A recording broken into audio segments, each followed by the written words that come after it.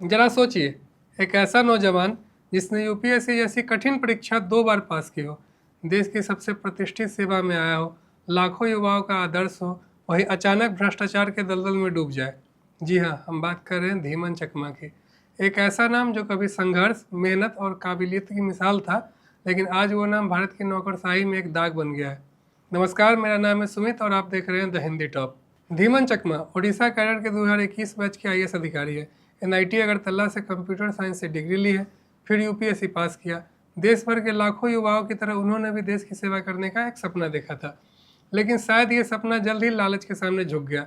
धीमन की पहली पोस्टिंग हुई धर्मगढ़ कालाहांडी में बतौर सब कलेक्टर, लेकिन यहीं से उनके करियर ने एक ऐसा मोड़ लिया जो अब इतिहास में दर्ज हो गया है।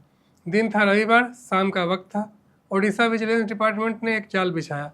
खबर थी कि धीमन चकमा अपने सरकारी बंगले में एक स्थानीय बिजनेसमैन को डरा धमकाकर उससे 10 लाख रुपए की रिश्वत लेने वाले हैं, और ठीक वैसा ही हुआ। जैसे ही व्यापारी पैसे लेकर पहुंचा, विजिलेंस टीम ने रेड मारी। धीमन चकमा के हाथों में नोटों की गड्डियां थी।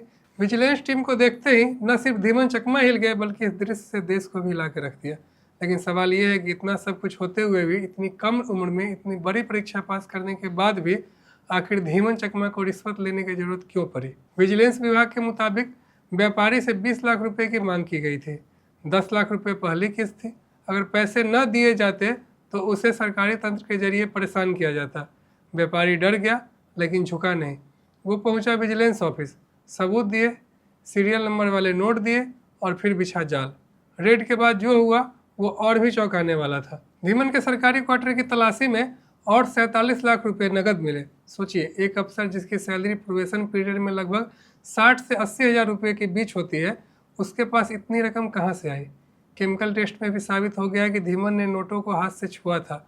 उनके हाथों में और दराज में जहाँ पैसे रखे थे, वहाँ साफ साफ घूस के निशान थे। अब जरा सोचिए, यूपीएससी परीक्षा में एक विषय होता है जीएस पेपर 4, मतलब जनरल स्टडीज 4। इसमें होता है एथिक्स, इंटीग्रिटी एंड एप्टीट्यूड। उसमें पढ़ाया जाता है ईमानदारी, सार्वजनिक जीवन में नैतिकता, जवाबदेही।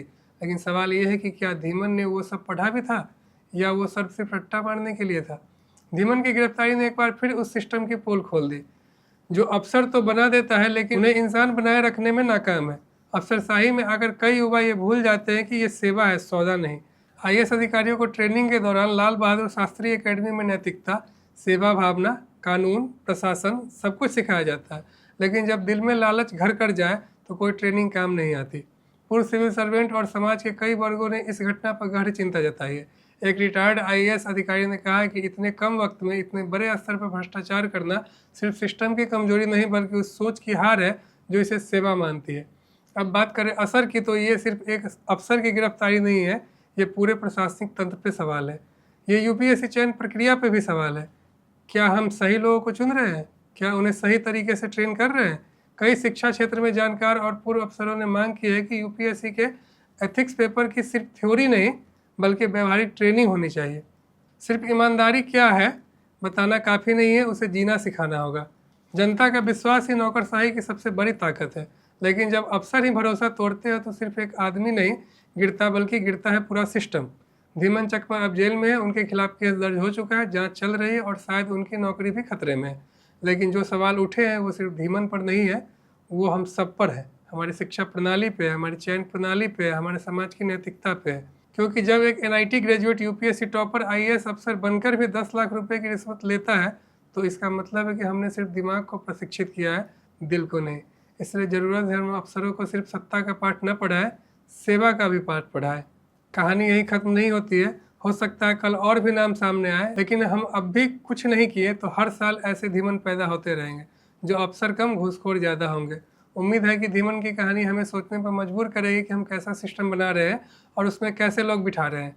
अगर आप चाहते हैं कि ऐसी कहानियाँ और भी लोगों तक पहुँचे तो इस वीडियो को ज़रूर शेयर कीजिएगा। अभी के लिए बस इतना ही। ऐसे ही और वीडियो के लिए आप हमारे चैनल द हिंदी टॉप को सब्सक्राइब कर लीजिए, साथ ही बेल आइकन दबाना न भूलिएगा।